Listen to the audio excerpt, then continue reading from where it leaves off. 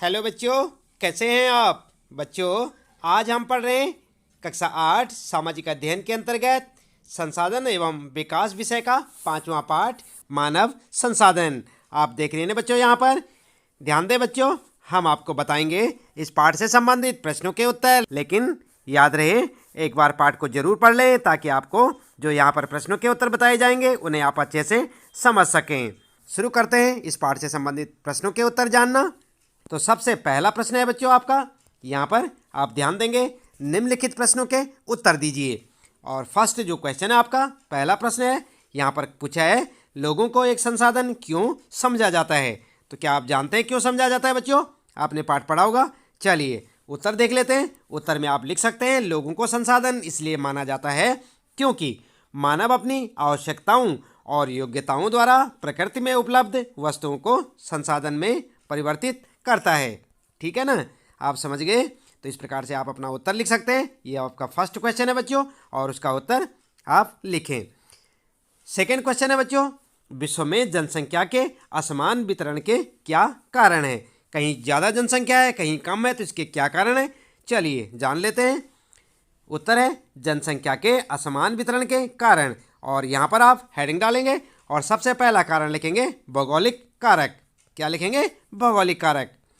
और भौगोलिक कारक में लिखेंगे इसमें स्थलाकृति, जलवायु, मृदा यानी कि मिट्टी, जल तथा खनिज आदि शामिल हैं जो जनसंख्या के वितरण को प्रभावित करते हैं। समझ गए ना। तो इस प्रकार से आप जो है पहला कारक लिखेंगे। दूसरा कारक है बच्चों आर्थिक कारक। औद्योगिक क्षेत्र रोजगार के अवसर प्रदान करते हैं, अतः बड़ी संख्या में लोग इन क्षेत्रों में आकर बस जाते हैं या बसते हैं। तीसरा कारण है सांस्कृतिक कारक। धर्म और सांस्कृतिक महत्ता वाले स्थान लोगों को आकर्षित करते हैं। चौथा है बच्चों सामाजिक कारक। और हेडिंग डाल के लिखेंगे अच्छे आवास, शिक्षा और स्वास्थ्य सुविधाओं के क्षेत्र लोगों को आकर्षित करते हैं। समझ गए ना। तो इस प्रकार से आप 4 कारक यहाँ पर बता सकते हैं। जनसंख्या के असमान वितरण के 4 कारण आप बता सकते हैं। ये आपका प्रश्न है, यहाँ पर ध्यान दें, सेकेंड क्वेश्चन है। और उत्तर में आप जो इसके भौगोलिक कारक, आर्थिक कारक, सांस्कृतिक और सामाजिक कारकों के बारे में जानकारी लिख सकते हैं। थर्ड क्वेश्चन है बच्चों, विश्व की जनसंख्या अत्यंत तीव्रता से बढ़ गई है, क्यों बढ़ी है? उत्तर आपको लिखना है। उत्तर में लिखेंगे विश्व की जनसंख्या वृद्धि के कारण। हेडिंग डाल के लिखेंगे नंबर 1 मृत्यु दर में कमी, नंबर 2 खाद्य आपूर्ति में सुधार, स्वास्थ्य सेवाओं का विस्तार, नंबर 3 प्राकृतिक वृद्धि दर और नंबर 4 प्रवास। ठीक है ना। तो इस प्रकार से आप लिख सकते हैं। चाहे तो बच्चों आप ध्यान देंगे एक बार इस प्रश्न पे, यहाँ पे ध्यान दें। इस प्रश्न के उत्तर में यहाँ पर जो है आप जो है इसे जो है चौथा मान सकते हैं। यहाँ पर जो है इसे जो है चौथा कर सकते हैं। प्राकृतिक कारक भी लिख सकते, कारण भी लिख सकते हैं। और वृद्धि दर को यहाँ पर जो है 5वां डाल के यहाँ पर वृद्धि दर, तो आप इसे जो है इस प्रकार भी लिख सकते हैं। तो यहाँ पर जो है प्राकृतिक हो जाएगा, फिर चौथा जो है प्रवास हो जाएगा और 5वां वृद्धि दर। इस प्रकार से आप जो है लिख सकते हैं।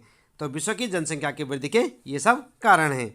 अगला प्रश्न है बच्चों, ध्यान दें, जनसंख्या परिवर्तन को प्रभावित करने वाले किन्हीं 2 कारकों की भूमिका का वर्णन कीजिए।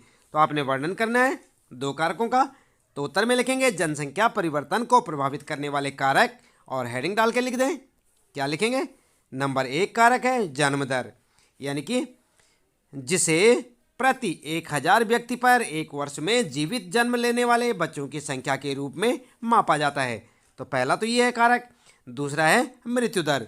और मृत्यु दर में लिखेंगे आप जिसे प्रति 1000 व्यक्ति पर 1 वर्ष में मरने वाले व्यक्तियों की संख्या के रूप में मापा जाता है। तो इस प्रकार से आप अपने उत्तर लिख सकते हैं। इसके 2 कारण लिख सकते हैं, जन्म दर और मृत्यु दर। किसके लिए? जनसंख्या परिवर्तन को प्रभावित करने वाले कारकों में जन्म दर और मृत्यु दर। ठीक है ना बच्चों। तो ये आपका प्रश्न है, इसका उत्तर ये आप दे सकते हैं। अगला प्रश्न है बच्चों, जनसंख्या संगठन से क्या तात्पर्य है। तो क्या तात्पर्य आप जानते हैं क्या? जनसंख्या संगठन किसे कहते हैं? चलिए उत्तर में देख लेते हैं। उत्तर लिखेंगे जनसंख्या संगठन। और यहाँ पर बच्चों हेडिंग डाल दें, आप इसको हेडिंग मान के चलें। उसके बाद लिखेंगे जनसंख्या संगठन किसी देश का जनसंख्या विन्यास अथवा संरचना है जिससे हम आसानी से उस देश की जनसंख्या के विभिन्न घटकों का अध्ययन कर सकते हैं। समझ गए ना आप? यहाँ पर आप इसे हेडिंग डालें और उसके बाद लिखेंगे जनसंख्या संगठन किसी देश का जनसंख्या विन्यास अथवा संरचना है जिससे हम आसानी से उस देश की जनसंख्या के विभिन्न घटकों का अध्ययन कर सकते हैं। इसके बाद बच्चों ध्यान दें, जैसे आयु, लिंग अनुपात, क्या आयु, लिंग अनुपात, साक्षरता स्तर, स्वास्थ्य दशाएं, व्यवसाय, आय व्यय स्तर आदि। जनसंख्या संगठन जानने की एक विधि जनसंख्या पिरामिड है। क्या है? जनसंख्या पिरामिड। इसके बारे में अभी प्रश्न आने वाला है, हम आपको बताने वाले हैं इसके बारे में विस्तार से। तो इस प्रकार से आप अपना उत्तर लिख सकते हैं। जनसंख्या संगठन से क्या तात्पर्य, क्या समझते हैं आप जनसंख्या संगठन से, ये आप उत्तर में लिख सकते हैं। ठीक है, आई बात समझ में? इसके बाद बच्चों अगला प्रश्न है जनसंख्या पिरामिड क्या है। हमने कहा था ना अभी आपको जनसंख्या पिरामिड के बारे में कि अगला प्रश्न आने वाला है, ये है ना जनसंख्या पिरामिड। अब यहाँ पर पूछा गया जनसंख्या पिरामिड क्या है, ये किसी देश की जनसंख्या को समझने में किस प्रकार मदद करते हैं। तो जनसंख्या पिरामिड किसे कहते हैं बच्चों, चलिए समझ लेते हैं। आप अच्छी तरह समझें बच्चों जनसंख्या पिरामिड क्या है।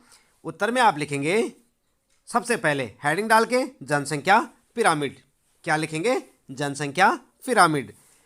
इसके बाद लिखें आप यह जनसंख्या के सांख्यिकीय प्रतिरूप को प्रदर्शित करने की एक विधि है। यह जनसंख्या संगठन का अध्ययन करने में सहायक है। जनसंख्या पिरामिड को कुल जनसंख्या के लैंगिक प्रतिशत में विभक्त किया जाता है।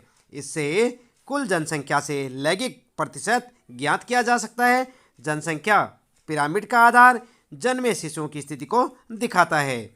शिखर की तरफ बढ़ते हुए यह क्रमशः प्रौढ़ों एवं वृद्धों की जनसंख्या को दिखाता है। यह देश की आश्रित एवं क्रियाशील जनसंख्या को भी दर्शाता है। और इसे देखने के लिए बच्चों आप अपने पाठ्य पुस्तक में देख सकते हैं, पाठ में जनसंख्या पिरामिड आपको उसमें मिल जाएगा, तो आप चित्र वहाँ से देख सकते हैं और इस प्रकार से आप इसके बारे में उत्तर में अपना लिख सकते हैं। ठीक है ना, ये है जनसंख्या पिरामिड के बारे में।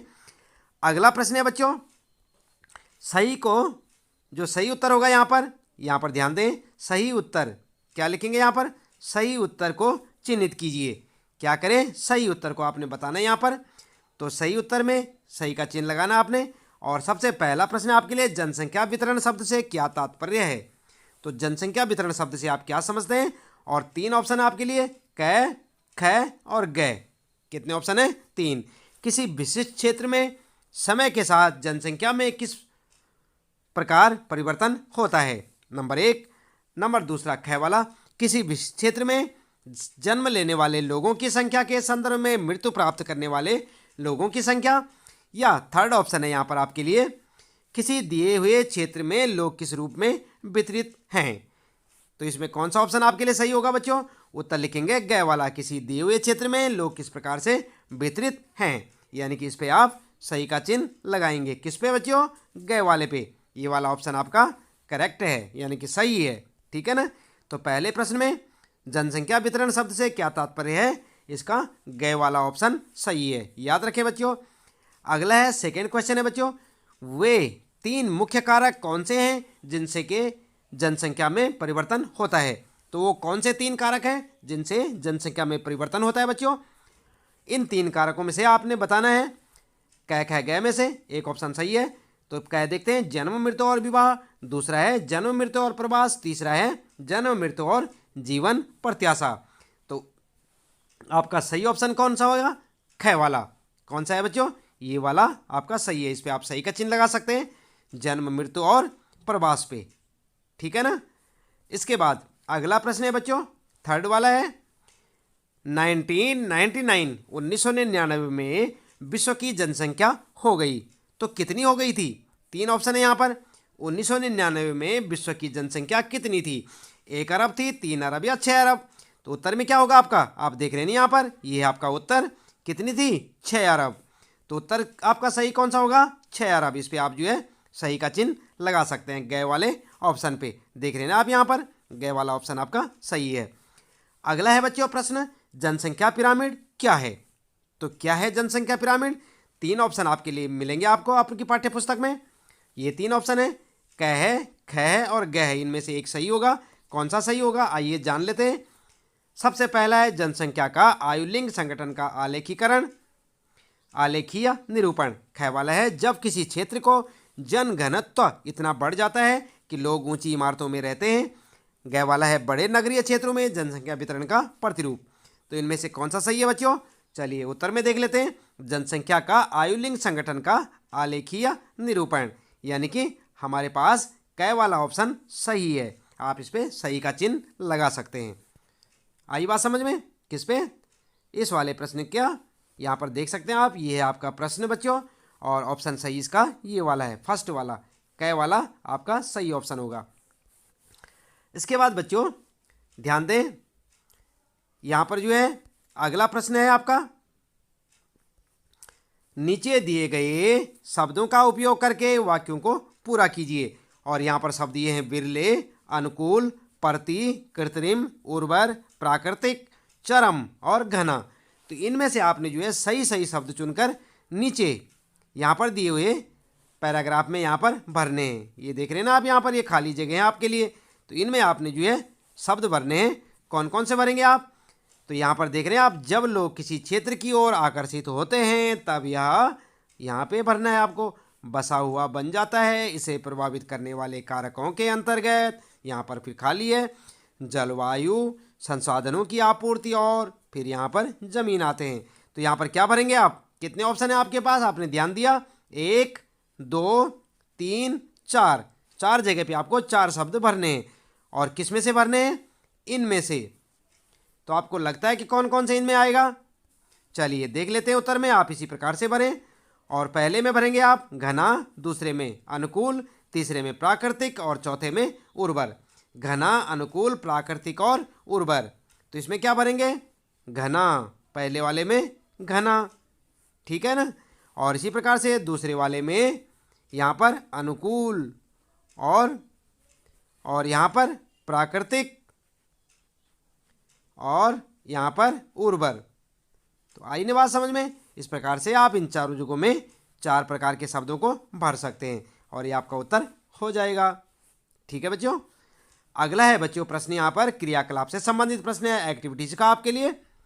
और यहाँ पर कहा है जिस समाज में 15 वर्ष से कम आयु के बहुत से लोग हैं और 15 वर्ष से कम आयु के बहुत कम लोग हैं, उस समाज की विशेषताओं का वर्णन करो। यानी कि 15 वर्ष से कम आयु के बहुत से लोग हैं और 15 वर्ष से कम आयु के बहुत कम लोग हैं, यानी बहुत कम भी लोग हो सकते हैं और ज़्यादा भी। तो उसका आपने उसकी विशेषताओं का वर्णन करना है। और संकेत क्या है? विद्यालय की आवश्यकता, पेंशन स्कीम, शिक्षक, खिलौने, पहिएदार कुर्सी, श्रम आपूर्ति और अस्पताल।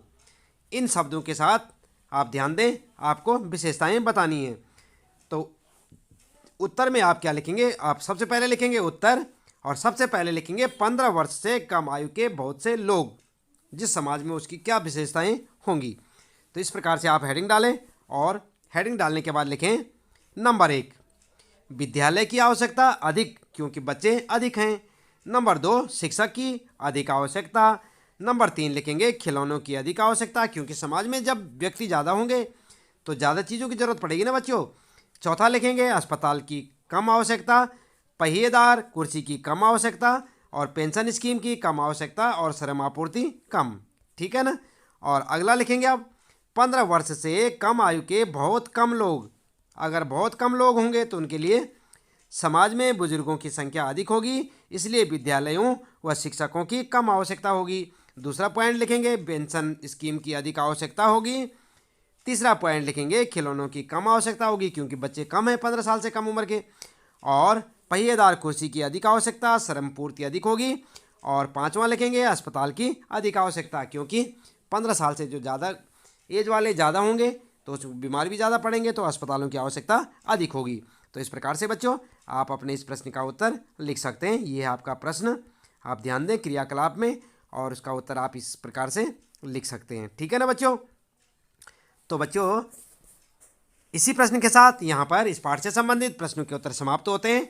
आप इन प्रश्नों के उत्तरों को अपनी नोटबुक में नोट करें, उन्हें अच्छे से याद करें और उन्हें समझें।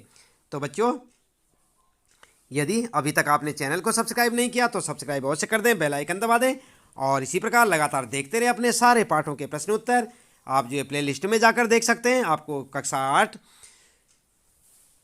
हिंदी वसंत, हिंदी व्याकरण और सामाजिक अध्ययन के सभी पाठों के प्रश्न उत्तर आपको यहाँ पर देखने मिल सकते हैं। तो आप लगातार जुड़े रहे हमारे साथ, देखते रहे वीडियो। लेते हैं आपसे विदा बच्चों, मिलते हैं फिर अगली वीडियो में।